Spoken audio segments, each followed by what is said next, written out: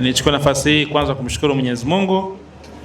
Tumetoka kituo cha kwanza cha ratiba ya leo kwenye ajenda ya kupanda miti, na sasa tupo kwenye ratiba ya pili, nayo ni matendo ya hisani, matendo ya huruma ambayo watumishi wa jiji la Dodoma mmeona myafanye kwa wanadodoma ambao ni walipa kodi na ni wapiga kura na Watanzania wengine ambao wamepita kwenye eneo hili na wapo katika mahitaji ya matibabu. Kwa hiyo mmeandaa michango yenu na mmeandaa misaada mbalimbali kwa ajili ya kuikabidhi, na mimi nimepewa heshima kwa niaba yenu kukabidhi misaada hiyo.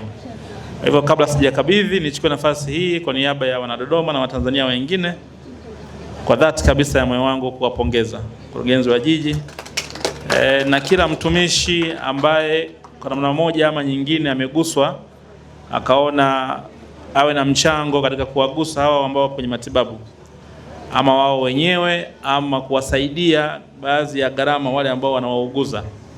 Maana yake baadhi ya huduma nafahamu ni bure, lakini pia wapo wenye kuwauguza. Kwa hiyo hawa wenye kuwauguza kwa sehemu kuna gharama ambazo wanaziingia, vyakula na kadhalika, usafiri. Nyinyi mmeona muwaunge mkono. Kwa hiyo kwa dhati kabisa ninawapongeza kwa dhati kwa jambo hili mlilolifanya. Ni jambo la kiubinadamu sana. Tumezoea kuona watu wako busy wanafanya kazi, wanalaumiwa kana kwamba hawawajali wateja, hawawajali wananchi.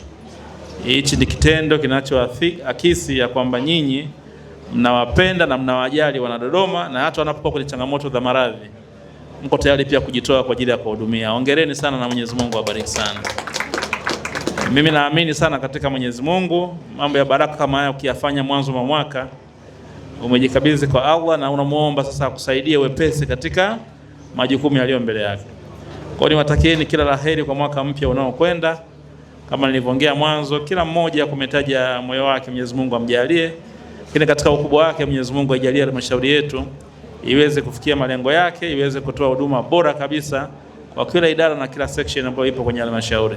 Mwenyezi Mungu awabariki sana, na sasa niko tayari kwa ajili ya kukabidhi vifaa hivyo kama ambavyo vimepangwa. Asanteni sana na Mungu awabariki sana.